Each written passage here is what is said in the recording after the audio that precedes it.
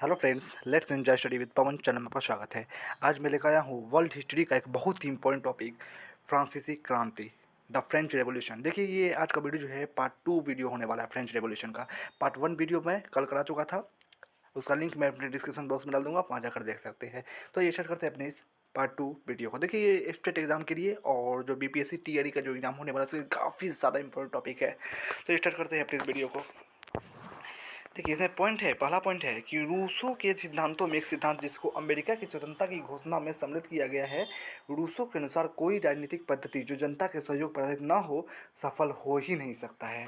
फिर देखिए, फ्रांसीसी क्रांति का प्रारंभ सॉरी सन 1789 में जब लुई 16वां को धन की आवश्यकता हुई तो विवश होकर वह पुरानी सामंती सभा फ्यूडल हाउस स्टेट जनरल का अधिवेशन बुलाने के लिए सहमत हो गया।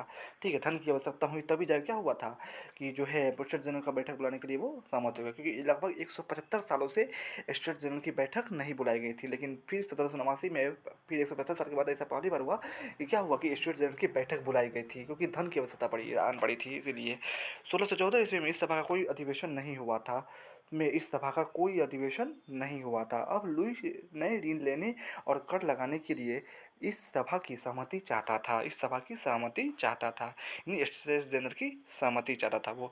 इस सभा में तीनों वर्गों का प्रतिनिधित्व था, यानी प्रथम स्टेट्स यानी पादरी वर्ग के, द्वितीय जो अभिजात वर्ग और तृतीय स्टेट में जो किसान लोग थे, मजदूर वर्ग, उनका भी था, मतलब सभी का प्रतिनिधित्व था इस सभा में। किंतु तीनों वर्ग अपने अलग अलग अधिवेशन करते थे। 17 जून 1789 ईस्वी को तीसरे वर्ग के सदस्यों ने इस आधार पर कहा कि वे जनसंख्या के 96% का प्रतिनिधित्व करते हैं, यद्यपि अपनी सभा को राष्ट्रीय सभा घोषित कर दिया को 17 जून 1789 को क्या हुआ कि तीसरे वर्ग के सदस्यों ने, यानी मजदूर वर्ग के सदस्यों ने क्या किया कि इस आधार पर कहा कि वे जनसंख्या के 96% का प्रतिनिधित्व करते हैं, यानी पूरा फ्रांस का जो जनसंख्या था 96% का वो प्रतिनिधित्व करते थे राष्ट्रीय, क्योंकि मजदूर वर्ग लगभग 96% थे। बाकी 4% में प्रथम स्टेट्स के लोग थे, यानी पादरी लोग, और द्वितीय के लोग थे, यानी अभिजात लोग थे मात्र। इसीलिए बोला कि तीसरे स्टेट का जो मतलब प्रतिनिधि सभा थी, उन्होंने कहा कि हम लोग जो है फ्रांस के 96% का जो है प्रतिनिधित्व करते हैं, इसलिए अब अपनी सभा को जो है अब स्टेट से नहीं बल्कि राष्ट्रीय सभा नाम घोषित कर दिया वो। 20 जून को जब वे अधिवेशन करने के लिए एकत्रित हुए तो उन्होंने देखा कि जिस हॉल में उनका अधिवेशन होने वाला था ना, उस पर शाही अंगरक्षकों का पहरा है। वे अधिवेशन करने के लिए दृढ़ संकल्प थे, इसलिए वे पास के ही शाही टेनिस कोर्ट में एकत्रित हुए और वहीं उन्होंने फ्रांस का संविधान बनाना प्रारंभ किया। लुई ने उस सभा को भंग करने का प्रयत्न किया, सेना बुला ली गई और इस बात की अफवाह फैल गई कि शीघ्र ही सभा के प्रमुख सदस्यों को बंदी बना लिया जाएगा। इससे जनता में रोष की लहर दौड़ गई और हजारों की संख्या में लोग वहां एकत्रित होने लगे। 14 जुलाई को उन्होंने बास्तिल के कारागार 14 जुलाई 1789 ईस्वी को क्या हुआ, उन्होंने बास्तिल के कारागार को घेर लिया।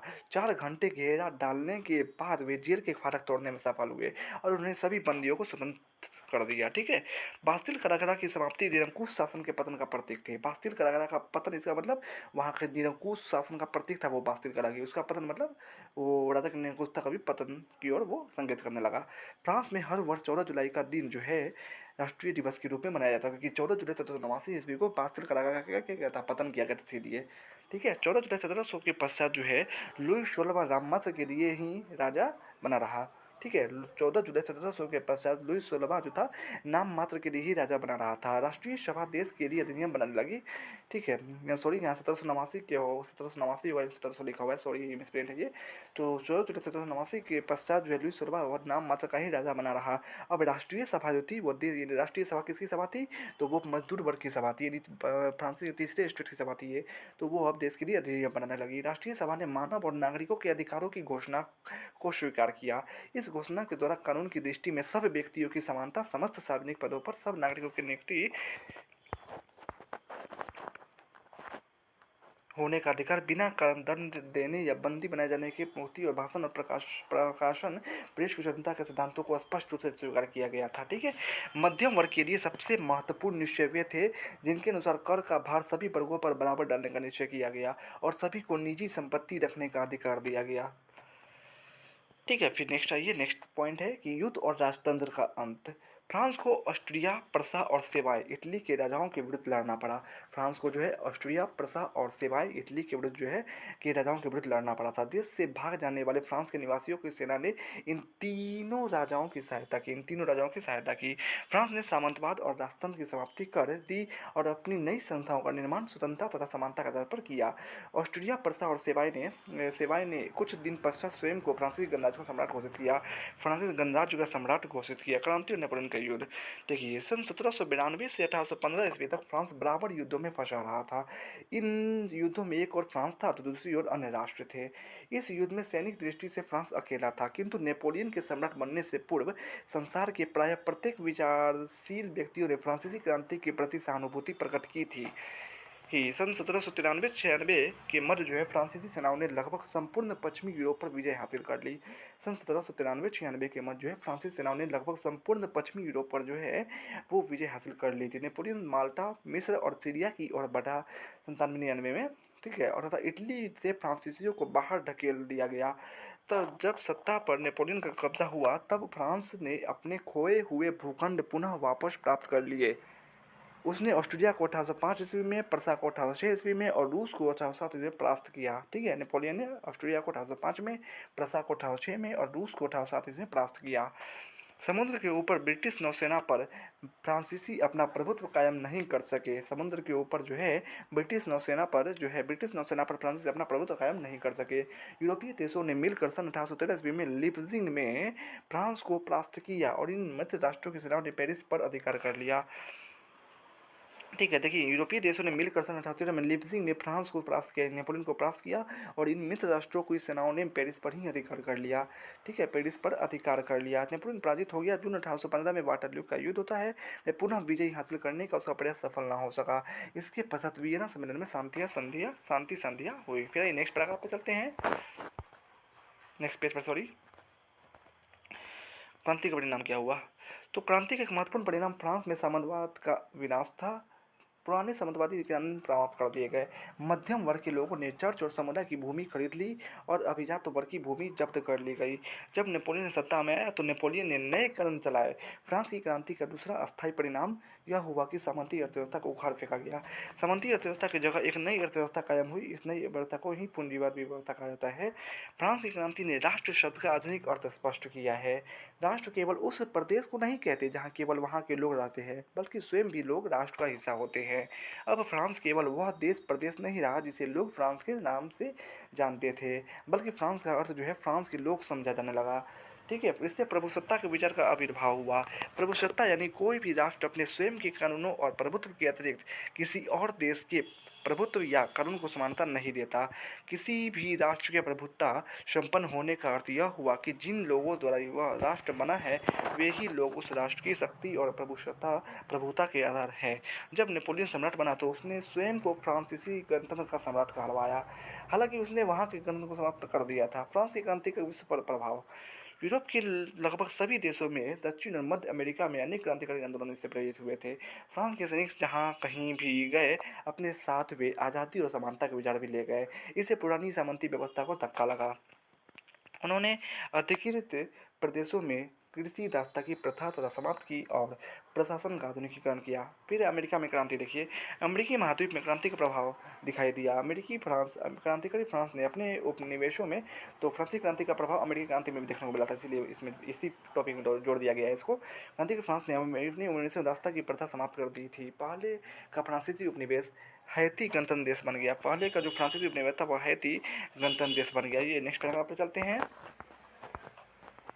यह उत्तरी और दक्षिणी अमेरिका के काले लोगों द्वारा जो पूर्व काल में दास थे स्थापित पहला गणतंत्र था हैती। इससे प्रेरणा पाकर जो उत्तरी और दक्षिणी अमेरिका में विदेशी शासन को समाप्त करने, दासता की प्रथा समाप्त करने और स्वतंत्र गणतंत्रों की स्थापना करने के लिए क्रांतिकारी आंदोलन प्रारंभ हुए। मध्य दक्षिणी अमेरिका में प्रमुख यूरोपीय साम्राज्यवादी शक्तियाँ स्पेन और पुर्तगाल थी। मध्य दक्षिण अमेरिका में प्रमुख यूरोपीय साम्राज्यवादी शक्तियाँ स्पेन और पुर्तगाल थी। फ्रांस ने स्पेन पर अधिकार कर लिया था और पुर्तगाल को संघर्ष में उलझाए हुए था। 19वीं शताब्दी के प्रारंभ में ये दोनों साम्राज्यवादी देश अपने उपनिवेशों से काट दिए गए। नतीजा यह हुआ कि मध्य और दक्षिणी अमेरिका के अधिकांश स्पेनी और पुर्तगाली उपनिवेश स्वतंत्र हो गए। इन देशों में स्वाधीनता के आंदोलन ने अमेरिका के स्वाधीनता युद्ध की सफलता से प्रेरणा पाई थी। यूरोप में क्रांतिकारी आंदोलन। सन 1815 के बाद क्या हुआ था कि काल में यूरोप के हर देश में क्रांतिकारी गतिविधियों का आविर्भाव हुआ। इस काल में एक प्रबलकारी शक्ति के रूप में राष्ट्रीयता का उदय हुआ। यह राष्ट्रीयता न तो किसी खास प्रदेश के लिए विशिष्ट थी और न ही अंध देश भक्ति वाली थी। दक्षिण अमेरिका के क्रांतिकारी हिसिंग, साइमन बोलीवार और सैन मार्टिन दक्षिण अमेरिका के अनेक देशों के लिए लड़े थे। इटली की आज़ादी और एकता के लिए लड़ने वाले नेताओं में सर्वोच्च मेजनी था। उसने पोलैंड, जर्मनी और इटली की स्वतंत्रता के लिए young Poland, young Germany, young Italy जैसे कई संगठन बनाए थे। किसने? मेजनी ने। ठीक है, जोसेफ मेजनी ने 1815 में ऑस्ट्रिया, ब्रिटेन, रूस और प्रसा ने एक संधि की थी। इस संधि के घोषित लक्ष्यों में से प्रमुख था जनता द्वारा किसी भी ऐसे शासक को जिसे ये देश अवैध शासक मानते हो उखाड़ने की कोशिश की कुचलना। ठीक है। फिर नेक्स्ट है ऑस्ट्रिया, रूस और प्रसा ने एक और संधि कर रखी थी जिसे वे पवित्र संधि कहते थे। ऑस्ट्रिया, रूस, प्रसा ने एक और संधि कर रखी थी ये जिसे वे पवित्र संधि कहते थे। तो एग्जाम में पूछे जा सकते कि पवित्र संधि से संबंधित देश कौन कौन से थे।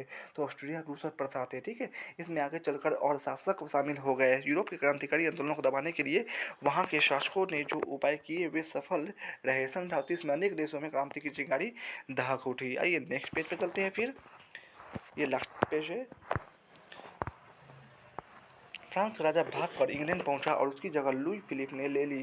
फ्रांस का राजा भागकर इंग्लैंड पहुंचा और उसकी जगह जो है लुई फिलिप ने ले ली, जिसने जनता की इच्छा अनुसार शासन करने का वचन दिया था। हॉलैंड से आज़ादी लेने के लिए बेल्जियम में विद्रोह हुआ। अधिकांश विद्रोहों को दबा दिया गया, फिर भी दो नए राष्ट्रों की आज़ादी को मान्यता मिल गई। 1830 ईस्वी में यूनान और 1839 ईस्वी में बेल्जियम को आज़ादी की मान्यता मिली। तो ये भी क्वेश्चन बन रहा है यहाँ पर। 1830 में जो यूनान स्वतंत्र हुआ है और 1839 में जो बेल्जियम को आज़ादी मिली है। ठीक है। 1848 ईस्वी की क्रांतियाँ, फ्रांस में ही बात बोल रहा है। फ्रांस में क्या हुआ था? 1848 में क्रांति हुई थी। तो 1848 में यूरोप के लगभग सभी देशों में क्रांति के लिए आसार दिखने लगे, जो पवित्र संधि वाले देशों के लिए दुर्भाग्यशाली सिद्ध हुए। नेपोलियन के भतीजे लुई नेपोलियन बोनापार्ट ने स्वयं को 1852 ईस्वी में फ्रांस का सम्राट घोषित कर दिया था और वहां की सत्ता हड़प ली थी। अंत में जब इस लुई बोनापार्ट का साम्राज्य समाप्त हुआ तब वो 1871 में फ्रांस गणतंत्र बन सका। फ्रांस की क्रांति के तुरंत बाद जर्मनी के अनेक शहरों में विद्रोह हुए। जर्मनी के कई राज्यों के शासक, जिसमें पवित्र संधि का सदस्य प्रसा भी शामिल था, अनेक सुधार करने को तैयार हो गए। पवित्र संधि के दूसरे सदस्य ऑस्ट्रियाई साम्राज्य की राजधानी वियना और कई नगरों में विद्रोह हुए। वहां के अधिपति चांसलर मेटरनिक को, जो वहां का सबसे घृणित व्यक्ति था, को साम्राज्य त्यागना पड़ा।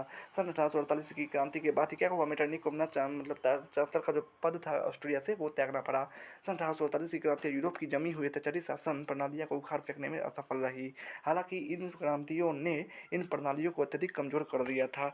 1848 की क्रांतियों का सबसे सशक्त पहलू यह है कि यूरोप में एक नई राजनीतिक शक्ति का उदय हुआ। 1848 की क्रांतियों की एक बड़ी ताकत श्रमिक थे। उनका उद्देश्य केवल राजतंत्रों को उखाड़ फेंकना ही नहीं, बल्कि औद्योगिक क्रांति के साथ जन्मी आर्थिक प्रणाली पूंजीवाद को भी समूल नष्ट करना था। तो यहाँ आपका जो है जितने भी फ्रांसीसी क्रांति का जो टॉपिक था यहाँ आप सबको समाप्त होता है। वीडियो कैसा लगा कमेंट्स में ज़रूर बताइएगा। अगर अच्छा लगा तो प्लीज़ प्लीज़ प्लीज़ मेरे चैनल को सब्सक्राइब करें, शेयर करें, लाइक एंड कमेंट जरूर करें। नेक्स्ट वीडियो आपका होगा जर्मनी का एकीकरण, फिर आपका है इटली का एकीकरण होगा, फिर प्रथम विश्व युद्ध, द्वितीय विश्व युद्ध, रूसी क्रांति, अरे बहुत अभी टॉपिक है। तो इसीलिए प्लीज़ प्लीज़ प्लीज़ मेरे चैनल को सब्सक्राइब कर ले। Thanks for watching and subscribe for more videos. और हाँ, पार्ट 1 का वीडियो का लिंक मैं अपने डिस्क्रिप्शन बॉक्स में डाल दूंगा, आप वहाँ जाकर देख लीजिएगा। और पुनर्जागरण का जो है मैं वीडियो 4 पार्ट में करवाया हूँ, उसका भी लिंक मैं अपने डिस्क्रिप्शन बॉक्स में डाल दूँगा, वहाँ जाकर देख सकते हैं। Thanks for watching.